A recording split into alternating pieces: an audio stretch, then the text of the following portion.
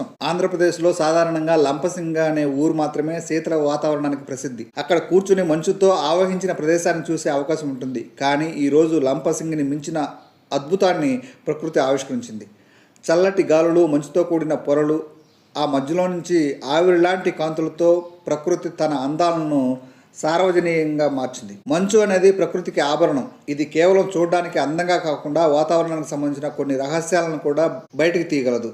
సాధారణంగా మంచు క్షణాలు ఏర్పడే పరిస్థితులు తక్కువ ఉష్ణోగ్రతల వల్ల ఏర్పడతాయి. ఈ మంచు పొరలు ప్రకృతిలో అనేక జీవులకు ఆహారము, నివాసం కల్పిస్తాయి.